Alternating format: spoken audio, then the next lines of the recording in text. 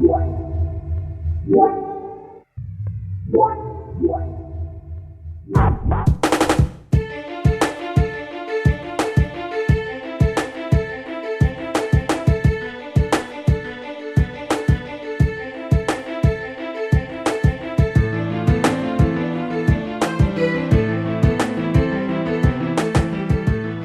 say when.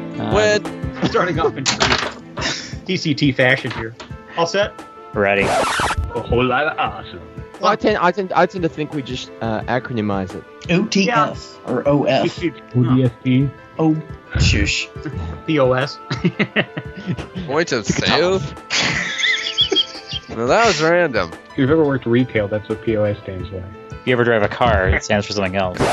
Is it just me, or is this a predominantly Irish group of people? Patrick. You got Sean there, and that's the spelling, you know. Oh, the wee little leprechaun with it. Sorry. I love it. It's eaten too. This is falling apart already, hasn't it? We little leprechaun. Yes, it Perhaps we has. should get on with the recording before we What we should do is we should have an episode of Over the Fence where we all speak in an outrageous accent for the entire thing. Yeah, what I was thinking about doing is actually starting out the podcast with the outtakes that we're hurriedly making right now. And I was gonna alter the audio so that it's obviously not the podcast kind of deal. And we like many of you. Yeah.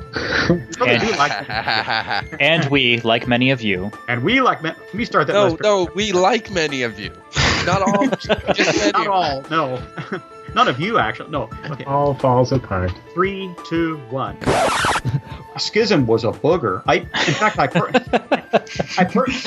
purchased Schism. Still have it. Oh shoot! I was muted. Oh, there you go. Oh my god, have you been talking the whole time and didn't know it? A few times apparently. You gotta go back and say it all again now. Okay, we gotta start all over.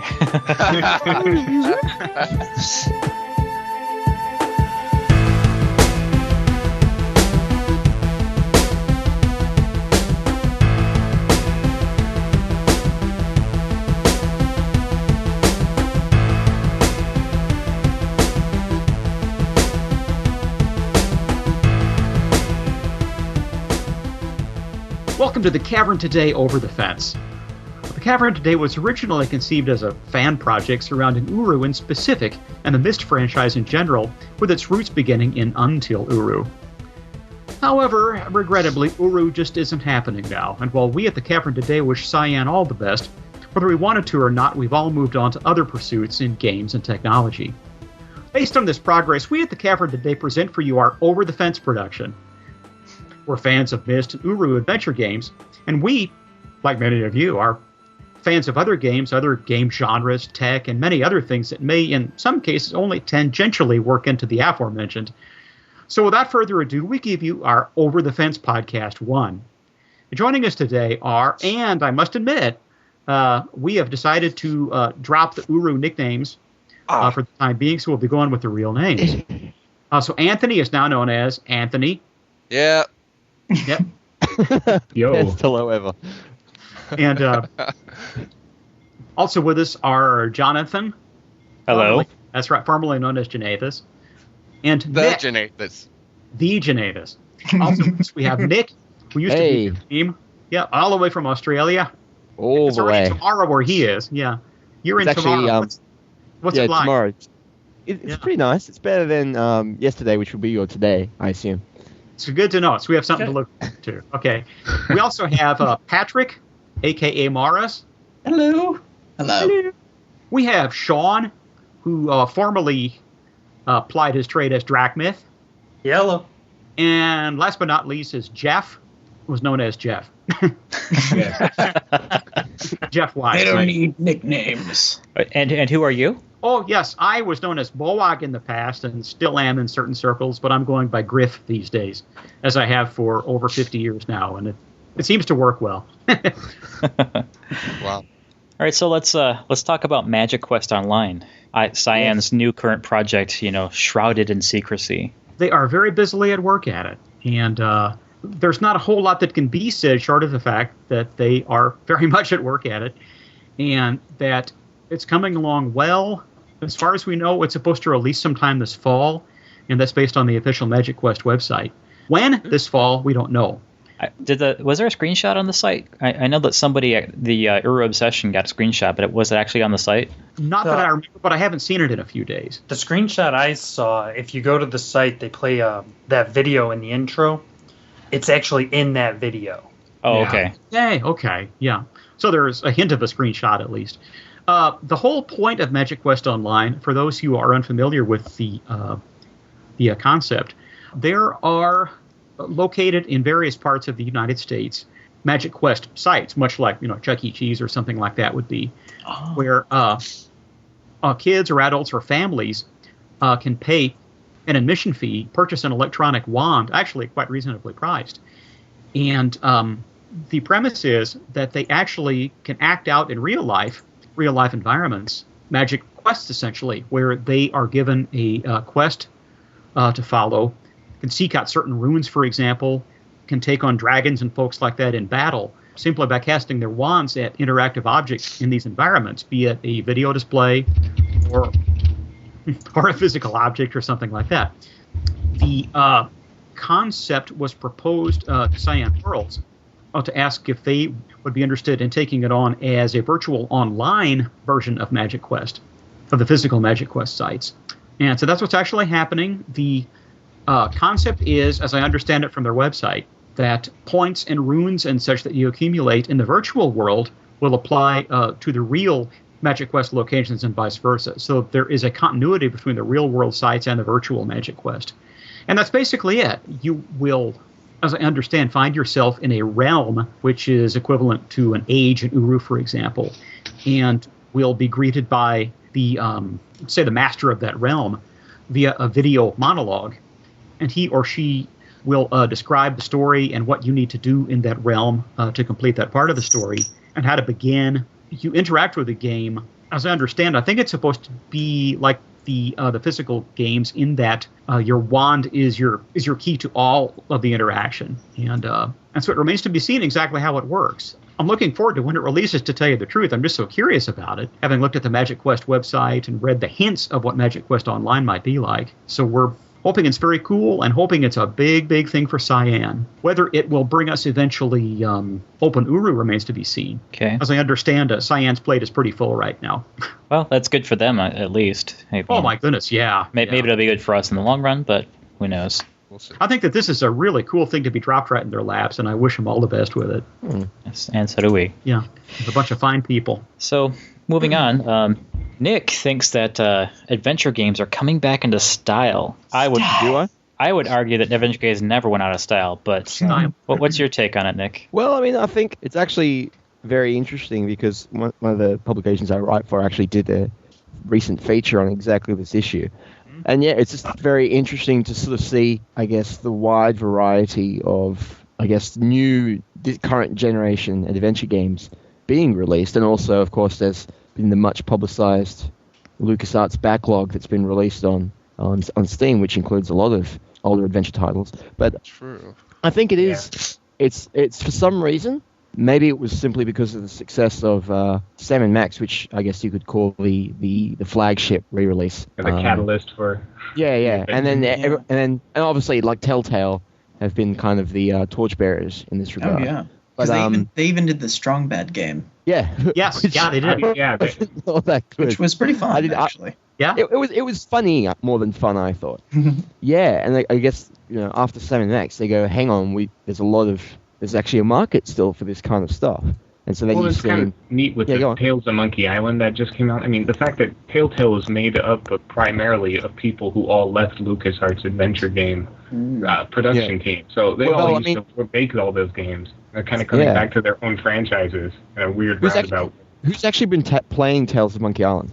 I have. I would if I could get it, but I don't have Steam, so... You can get it through... It's also on the Wii right now.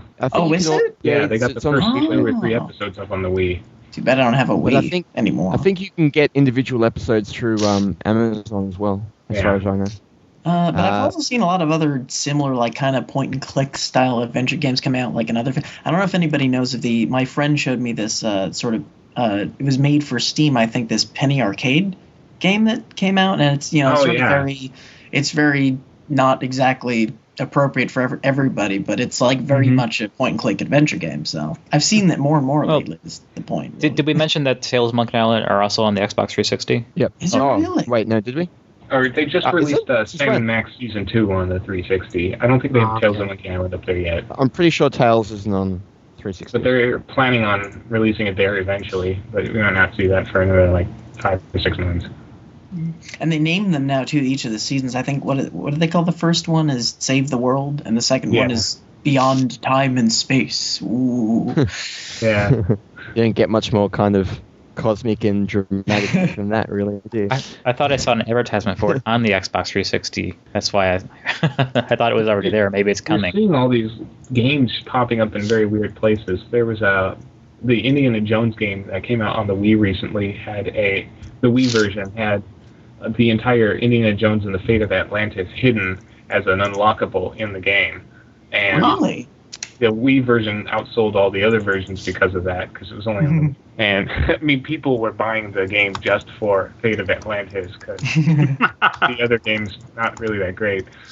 And it's neat to see them all pop up on Steam. I mean, I finally got a chance to play The Dig, and I mean, that's a really neat game. From way back when that I never got a chance to play. Well, I've also gotten Loom back again that I haven't played a chance to play, but I'm like, oh, Loom, yes! And, also got the special edition of Secret of Monkey Island on my iPhone, and all this kind of stuff. It's just like there's this huge quantity of just old school adventure game stuff. It's all coming out of all at the same time. It's all the same time. It's really incredible. And then, of course, there's also Brutal Legend, which is kind of not quite adventure-y, but it's in that similar kind of. It's like Psychonauts, I think. Well, that's the thing that I wanted to get on the next point that I didn't put into our itinerary is that I think that I kind of started with adventure games on the computer and kind of morphed into an action adventure player. And there's an article that I still can't find again that I read on the web about that, where they said adventure games never died; they just kind of became action adventures / platforms. Yeah. Did you guys read that Old Man Murray link that I posted on the forum? Yeah, adventure games didn't die; they committed suicide. I think there's a lot. There's a lot of mechanic linked. Yeah. I mean, I won't read out the whole thing because it will just take forever. But basically, the example that's used is Gabriel Knight, which was an old school kind of dramatic adventure game, and it was just basically outlining one of the puzzles where you have to disguise yourself. So to do this disguise, you have to, attach a piece of sticky tape to a hole in the fence so a cat can walk through it. And so all the cat hair gets stuck to the sticky tape, so you can use that sticky tape to make a mustache so that you can wear the mustache and pretend to be someone who doesn't have a mustache. Oh, gee. Oh, man. So it's like... That's so lateral. but it's like, every step of that process is just ludicrous. Why would anyone ever do any of that? It just doesn't make any sense. And I think it's almost like Starship Titanic. You kind of had to think like Douglas Adams to get anywhere in that one. Yeah. Oh, gosh. And I think it's just kind of like adventure games got to this point where they became incredibly contrived, not just in terms of story and characters. I mean, I think that it's okay for that because there's sort of this idea of adventure games being intrinsically comic, but when your actual game mechanics and the actual puzzles are so contrived, it's like, why? And you get frustrated because you're like, but that doesn't make sense. Why would I try to get a cat run through a hole so I could get a mustache, so I could disguise myself as this guy who doesn't have one? Yeah, like, why couldn't you just take the hair off the cat yourself? Yeah. Or why even use cat hair? Like, use your own hair, maybe. Pull your own hair out. I don't know. I've had games make me tear my hair out. Well, actually, it kind of brings up the discussion of the adventure game genre has been going for quite a while now. And do you think that all the good puzzle ideas have been exhausted and developers are kind of going for these off-the-wall puzzles simply to have something different or something to do? That's what I kind of thought it was, because some things have been kind of done, and I think the answer to it, like my latest game conquest, Uncharted 2, I think is like it isn't so much to be completely original; it's to combine some other factors, spice it up with something new, but don't like take a complete step to the left and completely not do what you were doing before. Mm-hmm. Yeah. Yeah, well, I mean, I just played that Dreamfall, which is the sequel to The Longest Journey, which was an old adventure game from I guess, the early 2000s, and it still holds up really well. And it was an Xbox and PC game, but I think you can get it on Xbox Live. It's one of their games to go things that you can download straight to the system itself. But it's still a really well put together adventure game. I mean, it's got some combat mechanics in a couple of places in the game, and that's kind of sketchy. But the adventure gaming part of it is still very much intact and really well told. Yeah. Well, I guess to follow on to a previous comment, I think it must be really difficult for developers to gin up these puzzles and things, knowing that the knowledgeable adventure gamers from years past will work through that puzzle and think, oh yeah, that's Riven, so-and-so island, or I saw this in Aura, or I saw this in so-and-so, just rehashing old puzzles with different colors and objects or whatever. Well, I have to wonder, though, if they're not kind of using that now, because previously, back when adventure games were bigger, they were doing all these puzzles, and it got to the point where all the puzzles were just rehashes of old puzzles. I think that's part of why it died out. Yeah. And it kind of gets back to the danger, too, of building a game that's just puzzles for the sake of puzzles with really... Right. But now, you have a thin little semblance of a story tying the puzzles together, Mm-hmm. But now you have a much newer... group of players playing these games. They've never played the old ones. They don't know those puzzles. Well, that's a good point. They're using the puzzles now. And they won't listen to we old-timers anyway, so... How many people have played Monkey Island before? You have all these new kids, and it's on Xbox Live, it's on the iPhone, it's on Steam, and, I mean, they're seeing this for the first time, like, oh, this is kind of a cool game. And they're like, that game was... Oh, kids hate that the most. They don't want to be told that you've enjoyed something they are now enjoying. Yeah. But I mean, it looks absolutely beautiful, though, with these, fresh, painted-looking HD landscapes. Yeah. But it's still the exact same game. In fact, you can even hit a button in it and switch between the old graphics and the new graphics anytime you want. Really? Switching. That's pretty fun. Switch back and interesting. forth. And you can do it in the middle of sentences and stuff. It's just... But it's because the new version is basically just a skin over the old. They've but they still got Dominic Armato to come in and record all his old dialogue. Yeah. That was pretty much if it wasn't for all of the spoken dialogue, it wouldn't be worth buying, in my opinion, especially on the iPhone, because I think they fixed it a fair bit now. But originally, the control scheme on the iPhone version was absolute rubbish. It was just so dense, you couldn't, it was so frustrating. But I think they fixed it a bit now. It's a bit more responsive. But what's interesting is that my friend, who is a total junkie, he has all these. He's the same one that showed me the Penny Arcade one. What kind of junkie? Yes, adventure game. Okay, just in a good way. Yeah.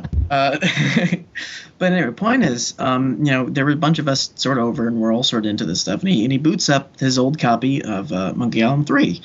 And the first thing everybody says basically at the same time is, oh my god, this voice acting is amazing. And I think it really kind of makes the games what it is. And that's, as you said, kind of the charm of the remake. Although I've noticed from what I've seen of the remake that the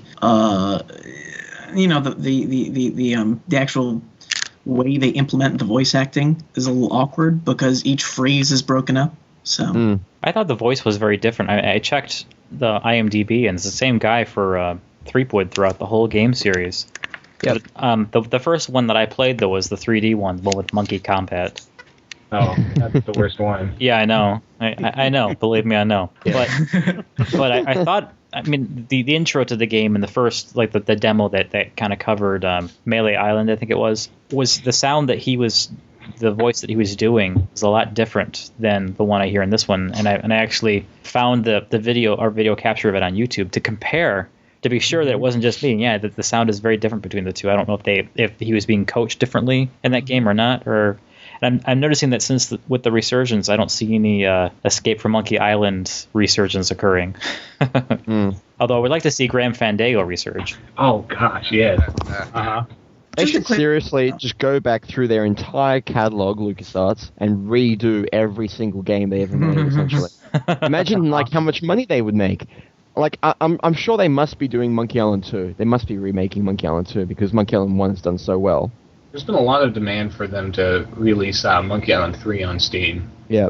Oh, actually, one thing I might throw in, just for a little while back, there was this guy, I think he's still working on it, but basically what he did was he tried to create like a non-playable demo of what it would look like to have Monkey Island built on the CryEngine 2. Yes, I saw that. Have you seen that? It's Yes, fantastic. It is absolutely amazing. I'm trying to bring up a link. I'll probably have to tiny URL it. But it was just like, certain environments from, I think it was the second game. And it's just, basically just gotten the original graphics and sort of put them onto a 3D mesh. Well, that comes to a point that I made before, is that, Crysis, when your hardware is just barely running Crysis, whenever things get hot and heavy with all the action and the gunfire and the tanks and the planes and all the stuff, it gets really slow because there's too much going on the screen. Like, how perfect would this engine be for a more static environment like a puzzle game? Because you wouldn't have the big resource hit of all the action. It's funny you'd mention that. It's funny you'd mention that because if you've heard of Blue Mars, I investigated that briefly, and it is an online world that's actually built around the CryEngine.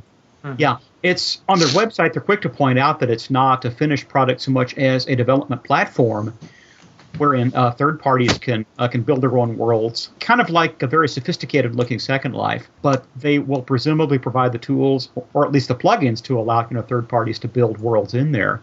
And it's very interesting to think about what could happen if the Uru fan community could approach that and build these, photorealistic worlds in the CryEngine. Yeah, it's really surprising because the CryEngine is such a great engine, and the CryEngine 2 specifically, and very few third parties have actually made use of it. Yeah, with Valve's Source Engine, some people just can't. They can't really make it sing, like the actual developer is, but. There is hope on the horizon, though, because they have CryEngine 3, which is going to be a cross-platform one that works on PlayStation 3, Xbox 360, PC, and maybe that'll bring that kind of convergence and usability and development friendliness that we want from it. Yeah. But will the engine be as good, though? That's the question, if they're making it for multiple platforms. Like, I've yet to see a cross-platform thing that ever does as well as making a single platform. Like, I think Assassin's Creed looks great on 360, PS3, and the PC, and and the video of the CryEngine 3 looks very promising of the environments they showed. There is if you've seen Crysis with everything cranked all the way up, it's kind of painful to watch because it's a slideshow, but you see what the environment can look like with everything cranked all the way up. You have an idea of how many steps backwards CryEngine 3 is in detail. But that's not to say it's hideous and muddy and ugly. It's just not that level of Crysis. And Crysis really aimed high. It's kind of like when I first betaed Vista, I was like, what kind of hardware did they think people are going to have when this comes out? Because the first beta Vista, would hover at 20% CPU usage and 1.5 gigabytes of RAM. And it's just goodness gracious, what do you think we're going to have? So, Well, as I understand from kind of poking about the Blue Mars website, is that they are kind of trying to push the engine when it comes to virtual worlds. And if you look at the screenshots of Blue Mars, they just blow you away because they are just far and away spectacular compared to Second Life and things like that. And I guess Uru's amazing, but it's getting a bit dated, I think, as far as appearance goes. It just kind of blows that standard away, too. Of course, it's more modern and current development, but it's just a very, very cool place to explore, looking at the pictures. And again, it would be very cool to see some of the Uru worlds recreated in that kind of environment. Yeah, I think in some cases where we're at now with graphics and details, I think we don't need to push the graphics boundary much further to be happy with what we can accomplish. I think things need to be developed on not even just a gameplay basis, but that is one of the things I would consider. But things like that could be refined, like the skeletal models inside of humans so that they move more properly. Because if you ever notice, whenever they reach a hand out and the hand's down, the arm just kind of twists, Yeah, it looks sort of painful. So things like that, I think, could be improved. I think facial animations could be improved. And how we have a physics engine like Havok and PhysX. I think we could have companies that would specialize in certain portions, like hand gestures, facial movements, maybe even just mouth movements. Plugins and things that would work with a given engine. Yeah, exactly. Yeah. That was my thought anyway. But there's one factor that plays into all of this that I think gets a minority of emphasis is the story value. Yeah. because it was always the stories that drew us into the Cyan Worlds games, and I think that Cyan themselves would be the first to tell you that it's all about the story. Mm-hmm. I really, really miss that when it's... Of course, it's a lot of fun to make your own story, but to make a story that's so tightly integrated into the environment and the puzzles and things like that takes a really, really special skill or a special team of folks with different skills all put together to work together on something like that. And I don't think that the user ages are going to get to that level. But speaking as a non-world builder, it's easy to say. Yeah. I think a lot of. But again, it's just to emphasize the story. Yeah, the story factor was just huge in Uru, and it would be great to see emphasis paid to that. Now that whole point about story is a really, really, really great point.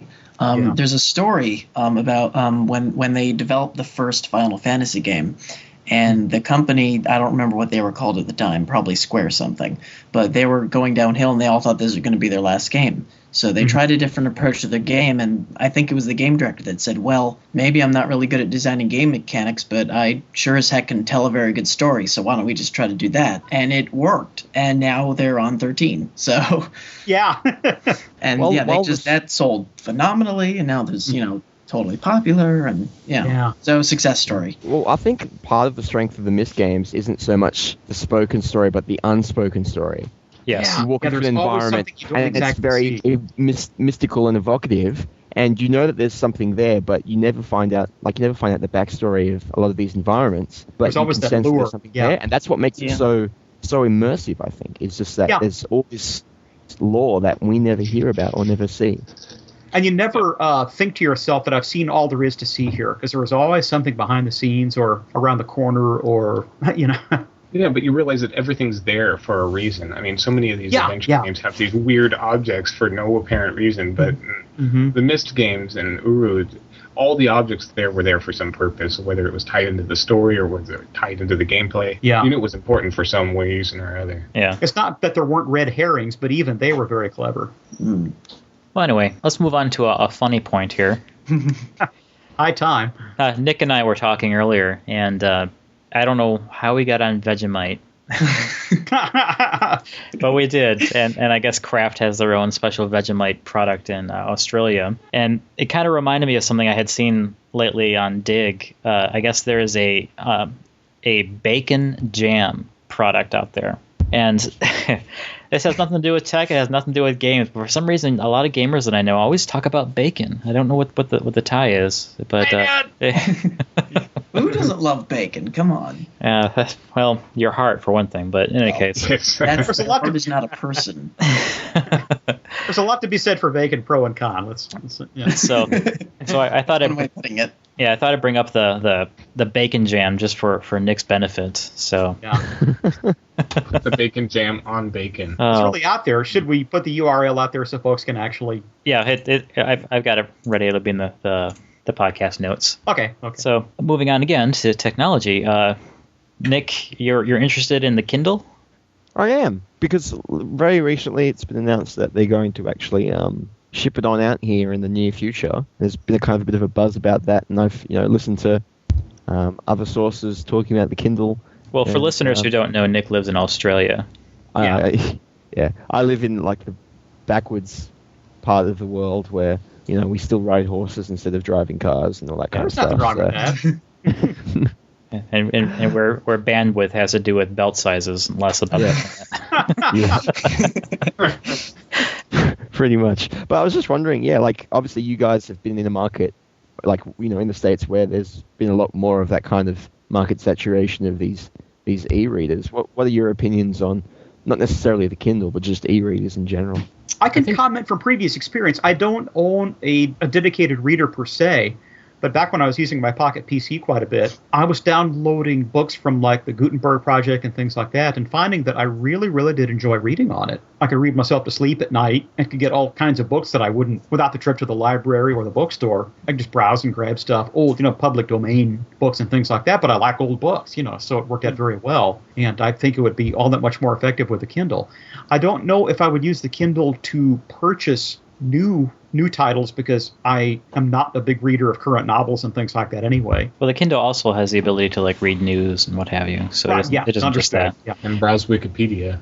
Yeah, and also and among other things, I was looking at a couple of newer books that came out lately, and the electronic version is like $9, whereas the actual book itself is $20 or $30.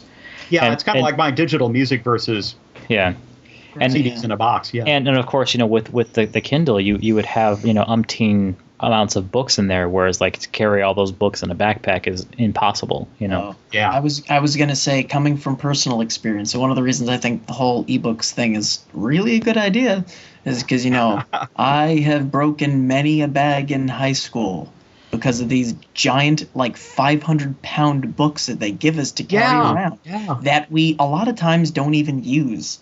Yeah. Now, what they did do, I had this one class where, in addition to giving us the textbook, which I never touched again until the end of the year when I handed it back in, they also gave us a copy of the book on a CD-ROM, which was actually just a PDF that I copied to the computer. But what happened was that was really helpful, because if I need to know a vocabulary word, I say, where's that vocabulary word? Pull up the search on Adobe.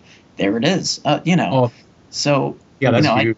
There's the whole, at least PDF files, but, being able to, carry a lot of books, except this one very lightweight object. Uh-huh. Well, the argument against that, though, is that it puts the publishers out of business, because it could be sent electronically. What do you need to have a printed version for? And that... Unless you need to purchase a license to open that book, just as you would a piece of software, for example. Well, my whole point is, that's exactly the point. Why do we need all these books? We can just have the digital files, and they're... Yeah, but you've got to make sure that the artist or the author, in this case, gets their due. And then I think that by cutting the publisher cost and manufacturing process and resource burn out of the whole process should save money and benefit all involved, except for the publishers. Yeah, but you'd like to think the publishers would take it into account and... It's like the horse and carriage. Drop the prices before that. Fighting against cars, it's just it's going to happen, and fighting it may put it off for a little bit, but it's not going to stop it. I can think back to my sepia-toned college days.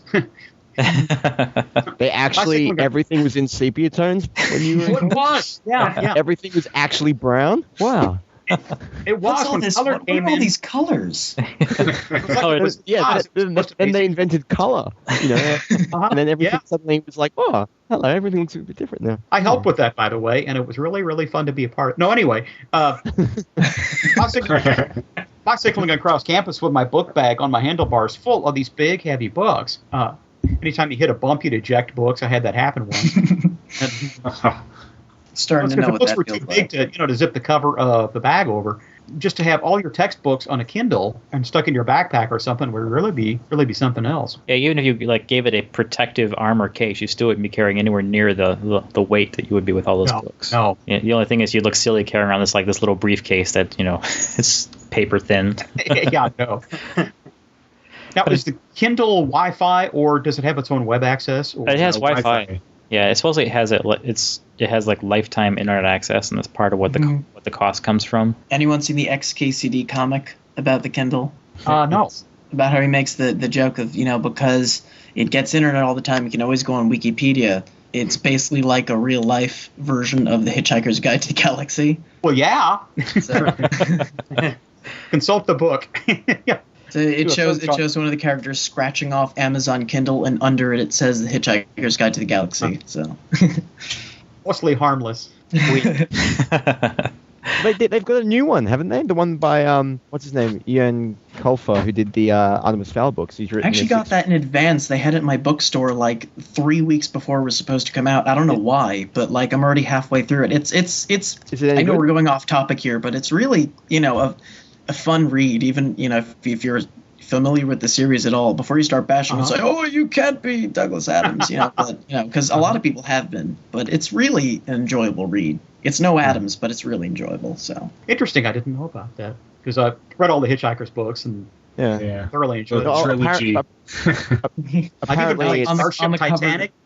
On the cover, it says part 6 of 3. I appreciated that. Well, that's good. That's perfect. Well, it's been part 5 Titanic for a while now. Go ahead, sorry. I think it's actually supposed to be based on notes that Adams had for a 6th book, but never finished, obviously. So it's actually not just an entirely new storyline. It's based on Adams' storyline. Oh, okay. Well, yeah. I'll have to pick it up. Well, let's move on.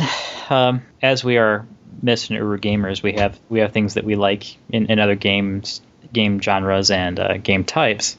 So what's coming up? Let's just go down the line. Let's pick one game. Let's see who's best to start with. I'll start with Sean. What are you looking forward? What's coming up that you need to get? I'm really looking forward to Last Guardian. Oh, me too. It looks so beautiful, and I got a copy of Shadow of the Colossus before it, and that was an amazing game. And it's by the same people who did the PlayStation exclusives Ico and Shadow of the Colossus. Both excellent games.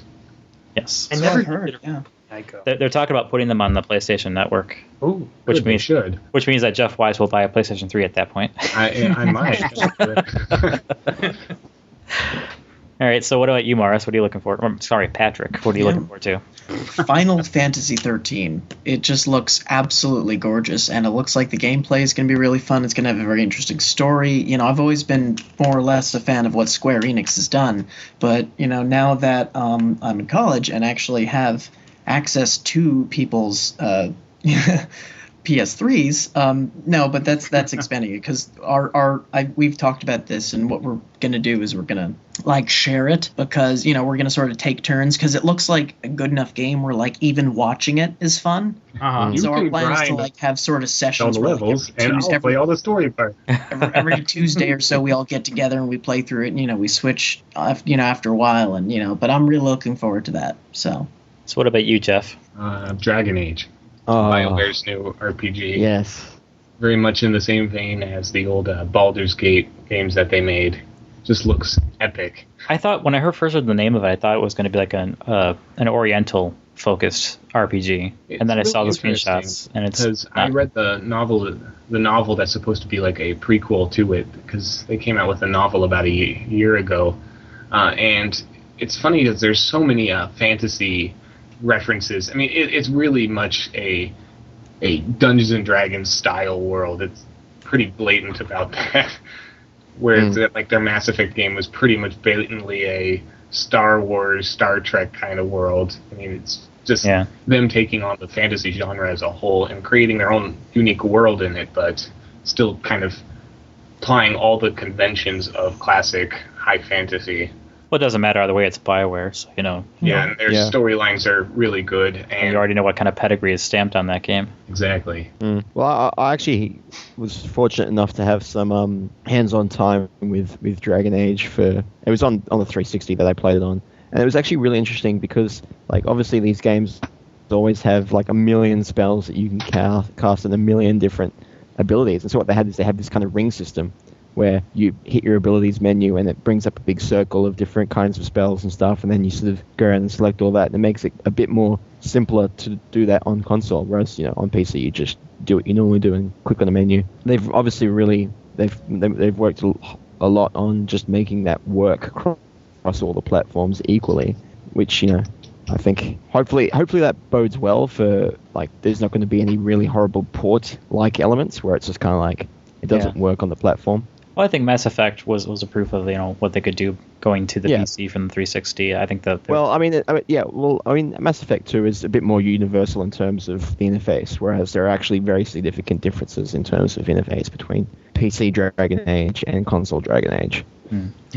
So the ring menu and stuff doesn't exist on PC, for example. But you have the mouse, though. Yeah. So it evens out. You don't need the ring menu on PC because you've got the mouse and keyboard. Yeah. So what are you looking forward to, Nick? Well, I'm obviously looking forward to Dragon Age as well, but I'm also interested in what's going to happen with Left 4 Dead 2. I guess everyone who I've spoken to about Left 4 Dead has basically been along the lines of, it's absolutely fantastic cooperative play, but it just kind of, you get sick of it after a little while, just because there's not a whole lot to it. And so I'm hoping that might be a bit of a change with that. They might actually be able to just extend what that core concept was. It was essentially just get into a group and kill lots of zombies, and maybe they can actually do something a bit more with that in terms of actually just stringing that out for a bit longer. Well, I think that's a big weakness of the first game. I was reading that Left 4 Dead 2, they've got a newer version of the engine which allows them to, instead of just changing where zombies pop up in the first game, they can change the layouts of the levels pretty dynamically now, so it's all completely randomized. So no two levels are going to be the same in Left 4 Dead 2, which could offer some good. Well, I mean, that was the other variety thing of as well. Is experiences. that like all of the maps in Left 4 Dead would just be the same every time you play through them. The difference would be where the monsters would spawn. But yeah, like they're obviously looking to change the actual maps themselves. And that's actually, well, I'll just pop in again with Diablo 3 is also something I'm pretty excited about. Oh, yeah. It's not going to be out anytime soon. But they're doing the same thing with that, is that they're basically setting out to make every single, well, not every single, there's some static environments, but the majority of areas are actually randomly generated. So it'll just be interesting to see how that works in a technical sense, whether it actually just makes the game feel cobbled together or whether it actually creates a different game world each time. Wasted so many hours playing Diablo 2. So Jeff? Yes? Jeff, I just noticed on the forums that your title is owns 5 copies of Riven. 5 copies of Riven? Yeah. I find the number 5 significant. It worked out that way. But, I mean, I've got let's see, 2 copies of the PC version. I have 2 copies of the DVD version, and I have the PlayStation version. Oh. I was just wondering why you would have 5. I just kind of collected them in various different, re-releases. I had enough trouble getting through one. If you're not using one of those DVD versions... Yeah.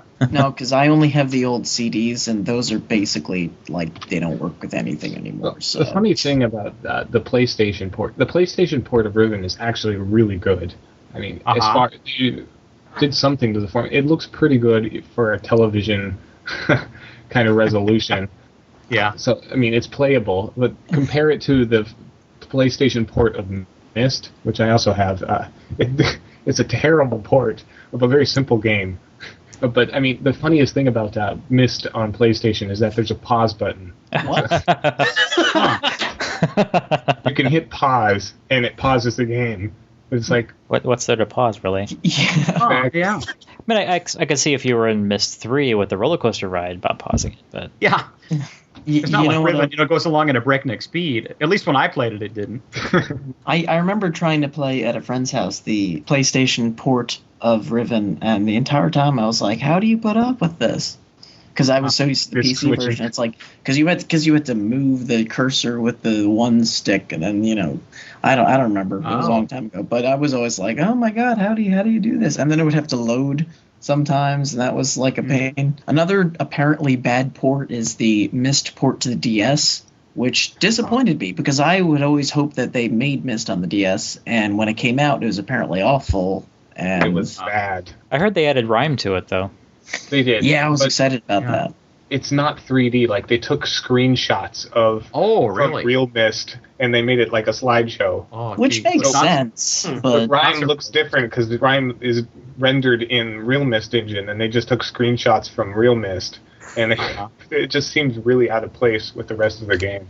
Is there anything you're looking forward to, Griff? Yeah, yes, in a way. I'm anxious to see what Magiquest Online is going to look like. Primarily because it's a cyan game, or the gameplay and the visuals are cyan.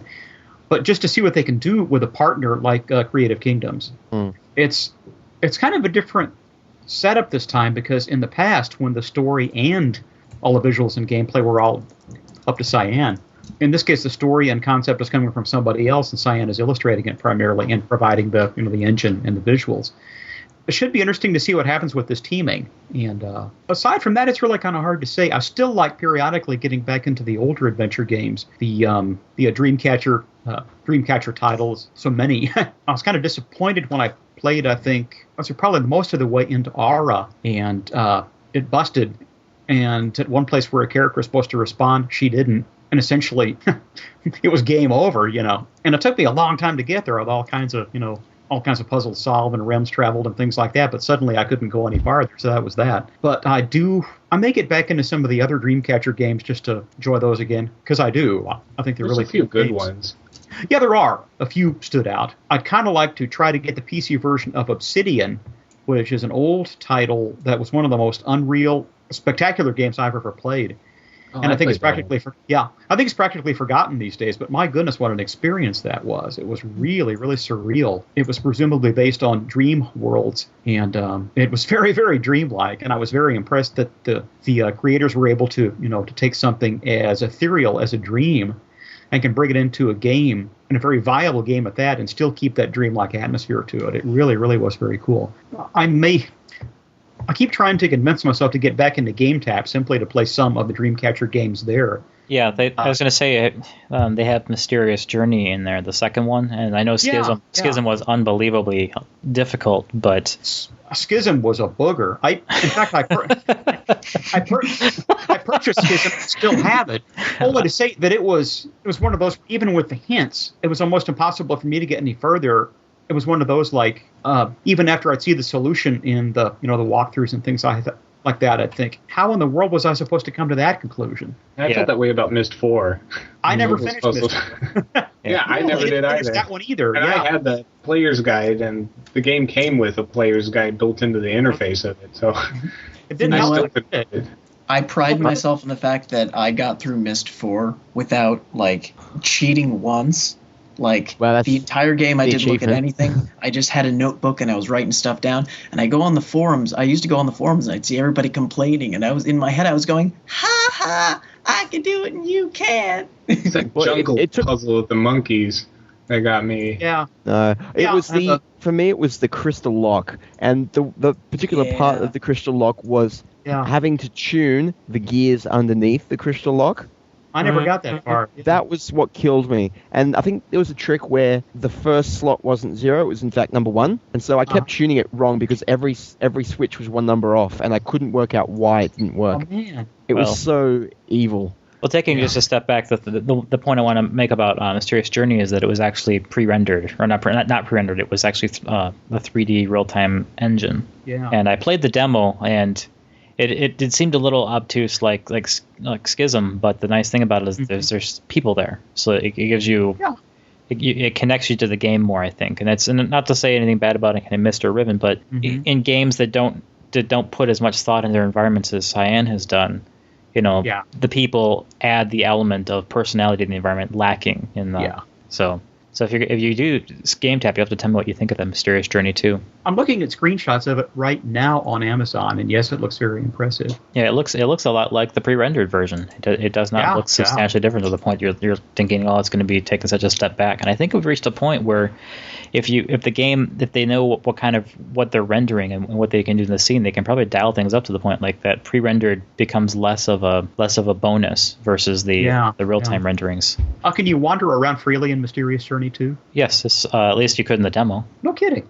Yeah, very interesting. It kind of struck me. I think they actually used the Lithtech engine, which comes from No One Lives Forever and No One Lives Forever 2. Yeah. So that's I could be wrong. I'm pretty sure that's what it was, though. I was in the Mac store today, and on the shelf I saw Rem 3. And I said to myself, wow, they're still making this? Because I remember playing Riven, and at about that time, the first Rem came out. And I looked on the shelf, and I said to myself, wow, this looks like a ripoff of Riven. So, because it looked like the exact same cut. They even had, like, the mysterious quote by, like, the apparently very wise man, that ends in ... and is written in script on the back of the box. Yeah, sure enough, if you go to rem3.com, it's got its own website. Very interesting. Yep. Do they say I don't know much about the beginning has not yet been written? That would be the ultimate ripoff. I'm thinking so, yeah. So Anthony's been quiet. What's your focus for a new game coming up? I was going to say Dragon Age, but you guys have already stolen it. Well, it doesn't mean you can't say it. You can say why. It just has to be original. If it's not original, we'll have to kill you. Yeah, that's right. It's all about originality. You can talk about Dragon Age. You just can't talk about the same things about Dragon Age that we've already talked about. Yeah. Did you guys know they came out with a character creator? Yes. Yeah. Yes. Pretty good. Wow, I created the most shockingly ugly woman in that. Somehow she was like bald. She had tattoos all over her face, and we managed to make her cheeks puff out, so she looked like some kind of crazy monkey mutant creature. Nice. It was just really bizarre. If I had a screenshot on me, I'd send it to you, but I don't, unfortunately. Because we created my World of Warcraft character with it.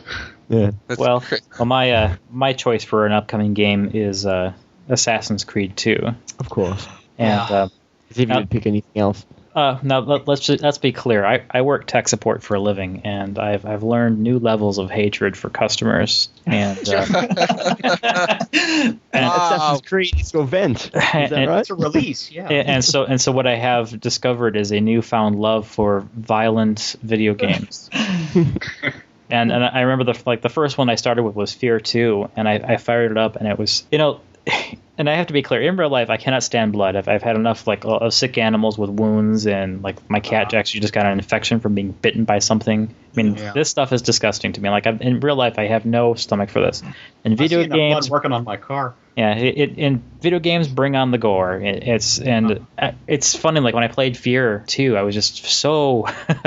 I would finish playing for about 5-10 minutes, and I put it down. Like, I feel so much better. My day is better now because it's just we just they I don't know how to say it. But they took the amount of clients I worked on and multiplied it times 5. Here you go. They didn't they didn't add one or add another. They added 5. And actually, now I'm up to 7. And so the customers, I was really taken on the chin from them because I just didn't know all the stuff off the top of my head. There was so much documentation for each and every client. And so, while I'm very capable at fixing virus-infected computers, every client has their own different policy and what have you. And long story short, very frustrating. And so I look at the deliciously violent Assassin's Creed 2, and I cannot wait to get my hands on that. I've got to tell you, me and my girlfriend ran the mall recently, and we passed a game store, and a trailer for Assassin's Creed 2 is playing. I don't know if you guys have seen this, but I know this was, just this isn't the game's engine, but regardless, we spent a good 5 minutes trying to figure out whether this was live action or rendered. And when we realized it was rendered, we went, oh my god.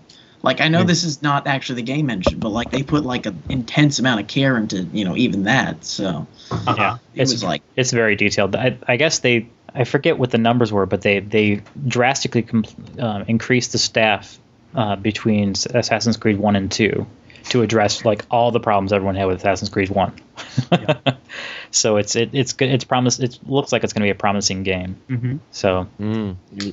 Nick brought to my attention today something fun. Call of Duty Call of Duty Modern Warfare 2 is having a scandal right now. Oh yeah, in the community because there's not going to be a dedicated server, and it's spiking a revolt. Although this revolt seems a little more has better numbers than the people who were complaining about Left 4 Dead 2.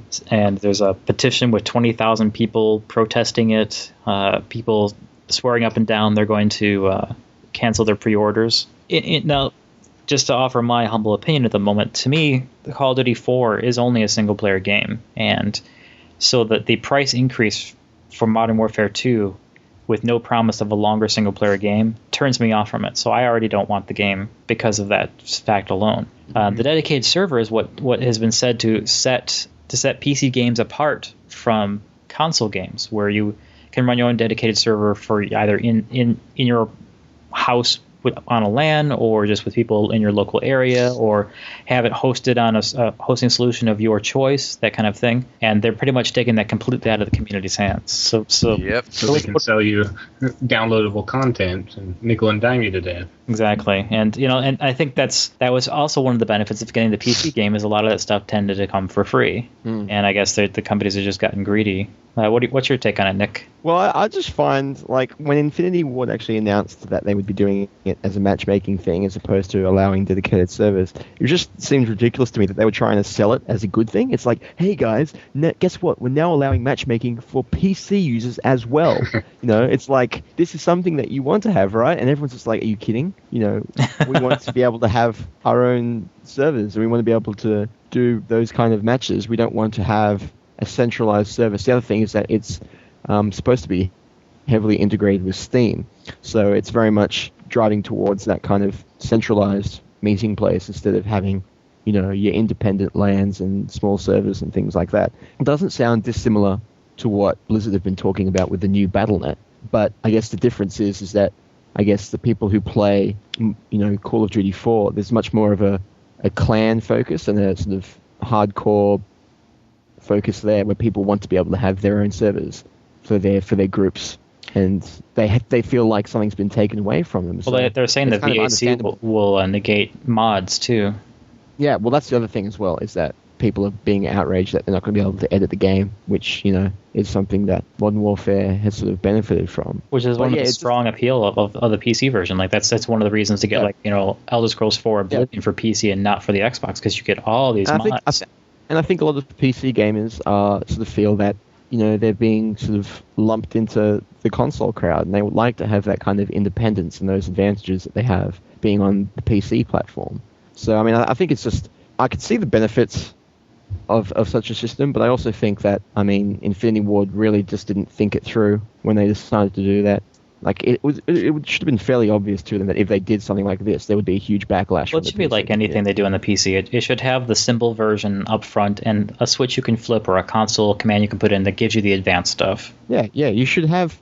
Well, I think that's what happened with Left 4 Dead, wasn't it? Was that they had the matchmaking service and then they patched in at some later stage the ability to pick a particular server. Yeah. I think that's what happened. So that I don't mind, because there's still the option there, but I think for a lot of people this will be a bit too much. And of course people say like consoles sell so many more, and my argument to that is like, well, there are people with small feet, doesn't mean they shouldn't have socks made in their size, Yeah. Well, I mean, and look, along those lines, one of the really annoying things is with Ghostbusters, the Ghostbusters video game, is that the multiplayer has been stripped out for the PC version. I saw that. So the PC version has zero multiplayer. There's not even split screen or local multiplayer or anything. It's been totally pulled out. And their reasoning, the official statement from Atari, who are the publishers, was basically it would detract from the overall multiplayer experience if we had to make multiplayer for two different platforms. So we thought we'd better just do one and make that really good than make multiple versions on different platforms and have it all kind of meh. But of course that doesn't help PC games at all. It just makes them more angry because they're the ones that have been shafted. The multiplayer in Ghostbusters isn't that good anyway. Well, but it's more the principle of the matter as well, though. It's kind of like PC, and the game itself is only 7 hours long, the single player. That's how long it took me to get through it anyway. But in a way, you can't really blame companies because console is where the money is at. Yeah, I think that the Ghostbusters, a lot more difficult pirate games. The strength would have been cooperative play. Though I would argue that given enough time, that if gaming moves over to consoles, it'll become just as easy to pirate on those as it is on computers, especially as they start to become more and more multitask devices. Yeah. Well, I mean, that's what happens if the PC sort of disappears as a gaming platform. Consoles will have to become more PC-like in some regards. Yeah, like the PlayStation 3, you can plug a mouse and keyboard into it. Yeah, you're already seeing it because they're taking more of that market, and I think eventually it'll get to the point where if you remove the PC, everyone will just turn their attention to pirating console version. Yeah. The major problem is not what platform it is. The mega problem is the sales model, I think. And Gabe Newell said something about this a while ago where he was like, okay, well, if you disregard the fact that pirating is illegal, if you look at it in terms of sales and services, pirates provide a spectacular service in that they get games out, they get TV shows out, all this stuff out days after it appears originally, and they get it to countries that aren't even being serviced. So there might be countries that are not going to get a certain TV show for years for various reasons. They can get it days after it launches, and they're getting it for nothing. So that's the kind of thing that the big companies are having to compete with, and they have to work out ways to make themselves more attractive than the pirates. Well, he also in order to get that market back. Wasn't he the one that said that that pirates are potential customers, and it was just a matter of reaching them, like those Left 4 Dead, when they sold it, I don't know how long after it came out for like half price or whatever, they easily beat the amount that they sold at launch time. Yep. Because of that half price deal. I think to some people it may just be a matter of price as far as piracy goes. Yeah. Well, it's funny you mention it because there's something coming up with Dragon Age, in fact. The game, when it's launching, BioWare is putting in a download code for some of the neat extra things that are included in the game itself, but you only get them if you purchase the game brand new. And because they've added as like an extra download that you have to unlock to kind of dissuade people. And that makes a lot of sense to me. I mean, you can charge for something, and you can still make yourself more attractive than someone who's selling your product for free. It's just how you sort of, I guess, treat your clientele and what kind of things you can offer them that they can get from you. And yeah, that kind of thing is, I think, a good step in that direction. Well, moving on from the potential piracy, Or at least I hope we are. Last topic is we're going to talk about Windows 7, which by the point of the release of this podcast will be out, but at this point it is coming out tomorrow. Or it's already out here. Or for Nick, it's actually out in Australia already. It's been out for over 12 hours already. Goodness. I have no idea how many have been sold. It'll be out here in about 2 hours 20 minutes. There you go. Yeah, I'm like going to Best Buy at 12 a.m. to get Windows 7. and furthermore, I'm not paying retail prices for it. Hey, people did that for 95 when it came out. I did remember that. I did it for XP, but that was because back then to get an OEM version of software, you had to buy a piece of hardware, and I just didn't feel like buying some piece of junk just to get the operating system cheap. So, but in any case, Windows 7, I've been using it. I used the beta. It had some glitches right out of the gate, which really bothered me. Like if you didn't patch it before putting your data on it, it would destroy parts of your music collection. Yeah. And there was like, a bug. Like that's a showstopper. They got to fix that one fast. And they did. They had a patch out just shortly after the beta release. Yeah. So. But after that, I had a few games that wouldn't play nice with the 7000 build, the original one that came out in beta. But once they got the release candidate, it's ran everything I've thrown at it with no problems that I can think of. I've been impressed with what I've seen so far.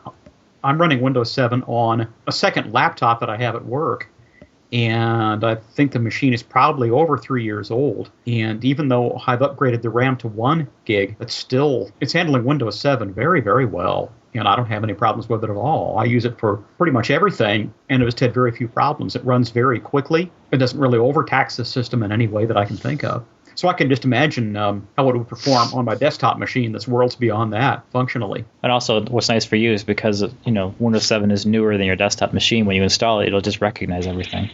Right, exactty. And you'll need video driver updates, but you need video driver updates no matter what OS it is. Yeah, that's true. But that's when I had to reinstall my father's machine lately. He had XP on it, and something was malfunctioning. And as a test to see if the hardware is failing, because I just didn't feel like digging in the case, I just thought I'd just reinstall the operating system. It hasn't been done in 5 years. It's time. And so but then I thought, I'm like, I gotta. Before the thing is even usable on the network, I've got to install drivers. And think, well, let's just throw a Windows 7 release candidate on there, see how it goes. And so 3 hours later, the thing is completely installed, everything he needs on it, and it works great, no problems at all. So the problem was something bork install of XP. The only single problem I've had with Windows 7 RC is, for some bizarre reason, if I turn my computer off and then turn it on and try to boot into Windows 7, for some reason, it will not correctly mount my terabyte hard drive.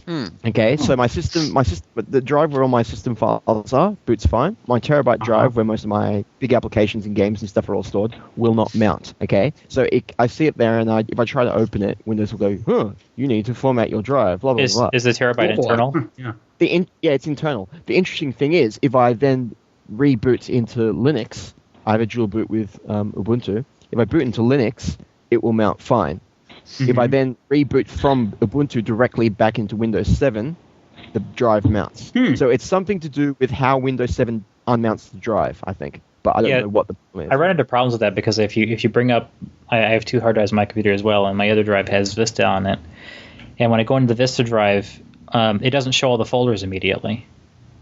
So it's like it completely disconnects from the drive in the interim when you're not using it. Maybe it's a power saving thing. I'm not sure. That's my guess. I'm not sure if that's what happens. But I know that when I go to the drive, I see 2 folders immediately. One of which is the Windows folder, and I forget what the other one is. And then I have to wait because I'm actually trying to get to my other user folder on the other Windows install, and that's the thing that isn't coming up yet. And now my problem, it doesn't even show. I've got it open here in front of me. It doesn't even show me how much disk space I have for that drive. It just knows there's a drive there, but it just can't tell me what kind of drive it is, how big it is. It can't tell me anything. And if I try to open it, it will be like, this program does not have a valid file system. You need to reformat and blah blah blah. But I know for a fact that every file in there is intact. Yeah, Windows 7 kind of hiccups on every external drive it connects. Like, do you want me to scan it? I'm like, no, I don't. I want you to open it, please.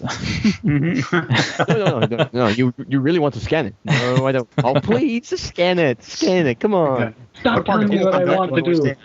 But I talk to people, a lot of people who have a lot of bias against Vista, and I work on new Vista computers all the time, and I don't think Vista is any more or less immune to viruses than XP. So it's probably less because I see a lot of XP installs that are not updated in any shape or form. Like it's strange getting an XP. There's no service pack. It's still IE6, and it's like, I mean, how do you not have Windows updates ever run? You know, I just don't know how that occurs. So I'm glad that when Service Pack 1 came in, they actually started forcing automatic updates because these people just don't do it unless you force them. Yeah. And we had an issue with the customer just lately where we actually updated the whole system because we weren't sure what the compatibility problem was. It solved the compatibility problem that we were on, the one that we were trying to solve, and then he called back 2 days later, one of his programs stopped working. But then I looked up that program. It's from 2002. Yeah. Well, service packs have made some big changes, and the program's by Corel, and it's been my experience that Corel doesn't have good forward compatibility. It seems like as Windows updates, Corel seems to break, and I've seen that on several occasions. And I'm not saying anything bad about Corel. I love WordPerfect, but I don't use it anymore because no one else is. Mm-hmm. So.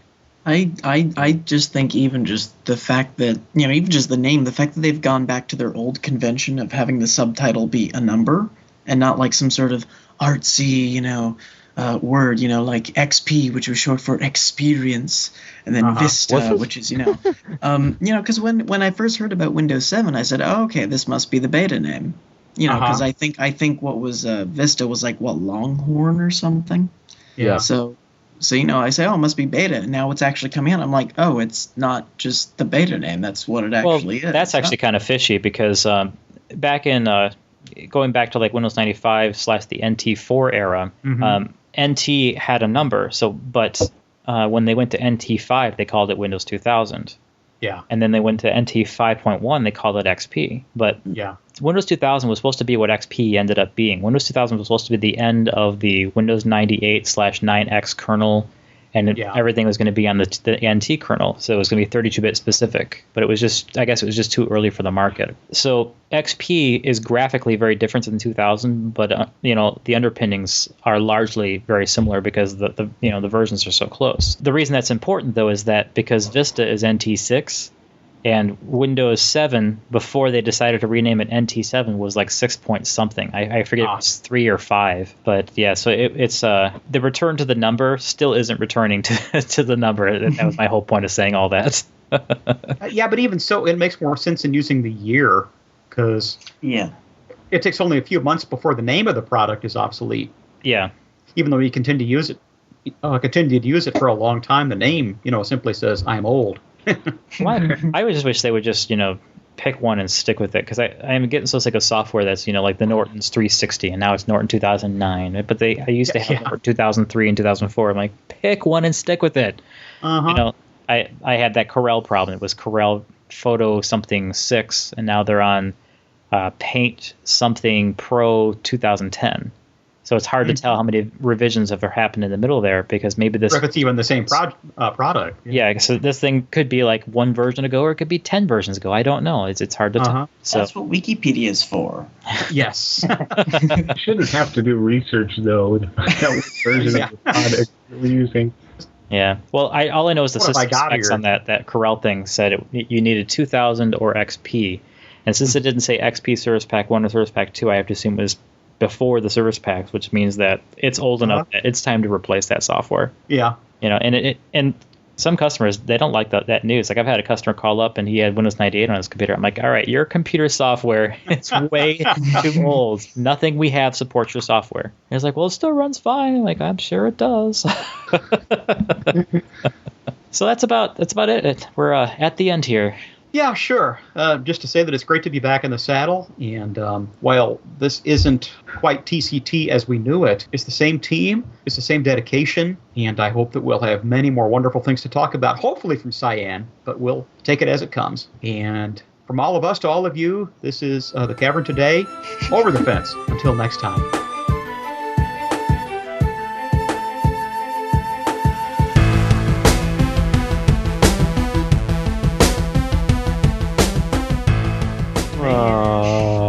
We're just getting started.